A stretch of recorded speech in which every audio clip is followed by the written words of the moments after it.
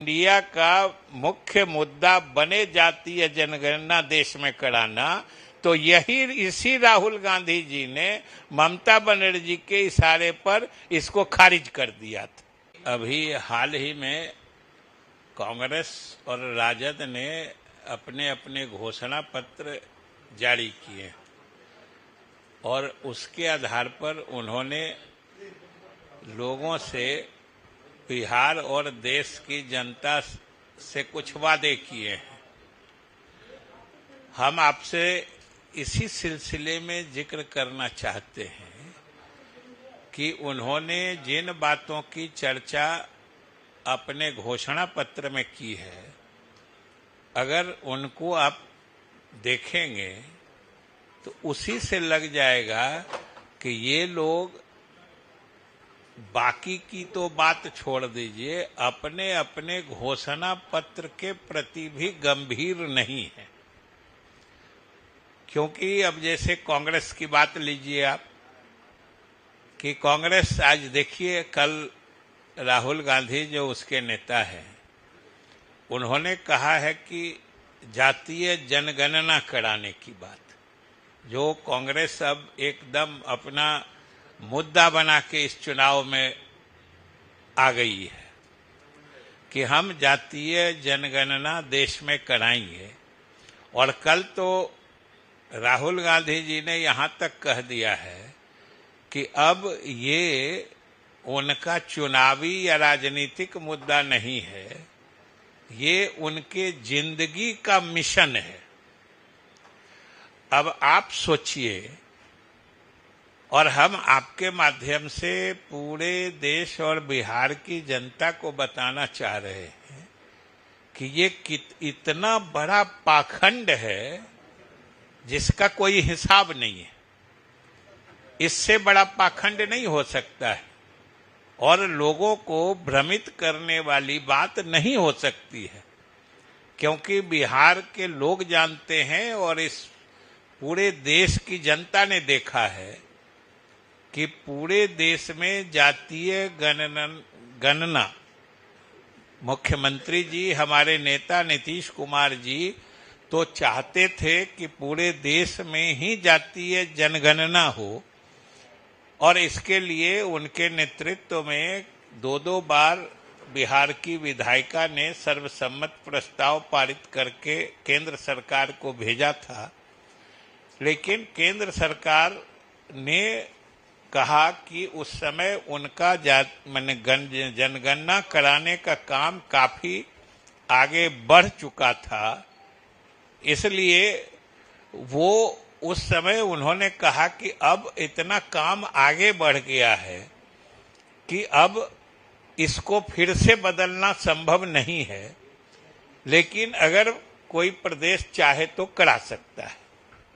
और उसके आधार पर मुख्यमंत्री जी के नेतृत्व में बिहार सरकार ने फैसला लिया कि हम अपने ही संसाधनों से जातीय जनगणना तो कराना केंद्र का काम है, हम लोग जातीय गणना कराएंगे। और उसके लिए सारी व्यवस्था की गई बिहार सरकार के द्वारा, मुख्यमंत्री नीतीश कुमार जी के द्वारा, और इतनी सफलता से यह कार्य संपन्न किया गया कि पूरे देश ने देखा और सभी लोग अचंभित थे कि भाई इतनी सहजता से और इतने ठोस तरीके से बिहार सरकार ने जातीय गणना कराई और उसके नतीजे भी सार्वजनिक किए कि सब लोगों ने देखा है। और सिर्फ आंकड़े ही नहीं प्रकाशित किए, उन आंकड़ों के आधार पर आबादी का जो प्रतिशत समाज के जिस वर्ग के लोगों का था, उस अनुपात में अलग अलग सामाजिक वर्गों के लिए जो आरक्षण सीमाएं पहले से थी निर्धारित, उसको भी बिहार सरकार ने बढ़ाने का काम किया कि पिछड़ा वर्ग के लिए जो 12% था वो 18% हो गया, जो अति पिछड़ा के लिए 18% था वो 25% हो गया।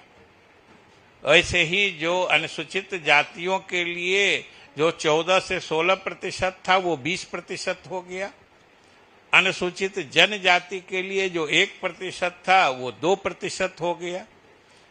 और यही नहीं, इसके अलावा सभी जातियों के गरीब परिवारों की भी पहचान की गई, जिसमें उच्च वर्ग के लोग भी थे, ऊंची जाति के लोग और परिवार भी थे। और उनकी परिवार को, गरीब परिवार को चिन्हित करके उनके आर्थिक उन्नयन के लिए, उनके आर्थिक प्रगति के लिए बिहार सरकार ने मुख्यमंत्री की सोच के मुताबिक अलग योजना बनाई, जो अभी चल रही है, मुख्यमंत्री लघु उद्यमी योजना, जिसके तहत इन गरीब परिवारों को, जिनको जातीय गणना में चिन्हित किया गया है, उनको अलग से 2 लाख रुपए की सहायता दी जा रही है, कुछ रोजगार व्यवसाय करके अपने परिवार की आर्थिक हालत, माली हालत सुधारने के लिए। ये इतना बड़ा ऐतिहासिक काम था, आज तक पूरे देश में, इतिहास में कभी किसी सरकार ने इसको सफलता से नहीं करा पाया था। तो ऐसी सफलता पाई है। और आप आज जातीय गणना या जनगणना की बात करते हैं और बिहार सरकार की उपलब्धि की चर्चा नहीं करते हैं, ये तो भाई सरासर नाइंसाफी है, पहली बात। और दूसरी बात कि पूरे देश के लोगों ने देखा था, जिस समय इंडिया का गठन हुआ था वो भी हमारे मुख्यमंत्री के पहल पर हुआ था, अकेले श्रेय इनको था। और जब उसके कार्यक्रम बन रहे थे, उस समय जब जनता दल यू के तरफ से ये प्रस्ताव दिया गया था कि इंडिया का मुख्य मुद्दा बने जातीय जनगणना देश में कराना, तो इसी राहुल गांधी जी ने ममता बनर्जी के इशारे पर इसको खारिज कर दिया था। ये देश भर के लोग कोई भूला है क्या? ये कौन नहीं जानता है कि इंडिया का पहला मुद्दा, जनता दल यू का मानना था कि देश में जातीय जनगणना होनी चाहिए, जिसको राहुल गांधी जी ने ही ममता बनर्जी से मिलकर खारिज कर दिया था। और आज देखिए कितना सीना उनका फट रहा है जातीय जनगणना कराने के लिए।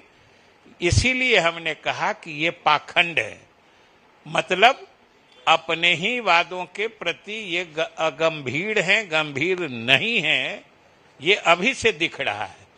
वैसे ही राजद ने जो कहा है, अब सोचिए 1 करोड़ लोगों को नौकरी दे देंगे, कहां से 1 करोड़ लोगों को नौकरी दे देंगे, और क्या क्या इतना बिजली फ्री कर देंगे।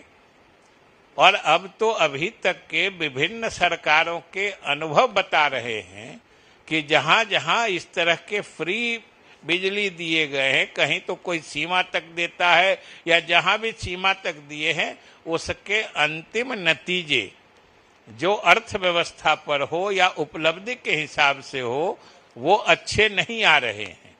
इसलिए सबसे बड़ी बात है कि इन पार्टियों ने जो आज के बिहार के परिप्रेक्ष्य में कहिए तो महागठबंधन, और देश के कंटेक्स्ट में कहिए तो इंडी गठबंधन, इन लोगों के घोषणा पत्र से ही यह साफ है कि ये लोग बिहार की जनता को गंभीरता से, या देश की जनता के को जो वादा करते हैं उसमें भी गंभीर नहीं रहते हैं। ऐसी ऐसी बातें करते हैं, बातें कुछ करते हैं, और जब कर्म करने की बात आती है तो कुछ करते हैं। आप देखिए जातीय गणना आज कर रहे हैं, लेकिन कल तक क्या हो गया था कांग्रेस को, जो नहीं मुद्दा बना, आज भी चर्चा करते हैं। तो ये नीयत की नाइंसाफी देखिए कि उसमें बिहार सरकार की उपलब्धि की चर्चा नहीं होती। अगर जरा भी ईमानदारी होती तो जो देश में हमारी ऐतिहासिक उपलब्धि है, पहली दफा जातीय गणना कराने की, तो कम से कम इतना तो उनका दिल या जमीर जो कहता है वो उनको कहता, उनको पुकारता कि भाई जरा हिम्मत करके बोल दीजिए कि बिहार ने कराया है, नीतीश कुमार ने कराया है, और अब हम उनके अनुसरण में देश में कराएंगे। अब सुनिए ना, पहले आपको पता है कि बिहार सरकार ने जातीय गणना कराने का फैसला कब लिया था और उस समय सरकार कौन सी थी बिहार में? बताइए। यही आपको मालूम है? अरे भाई, पत्रकार लोग जब इतने गाफिल रहेंगे तब कैसे चलेगा देश के बने बिहार का काम? ये फैसला अब आप समझ लीजिए ना, आप पहले अपने को दुरुस्त कर लीजिए कि ये फैसला तब हुआ था जब एनडीए की सरकार थी, इसलिए न राहुल गांधी न यहाँ राजद क्लेम कर सकता है कि हमारे दबाव पे फैसला हुआ था। सबसे पहली बात नहीं, वो वीडियो तो हमने देखा ही नहीं है, इसलिए उस पर हम कुछ नहीं कहेंगे।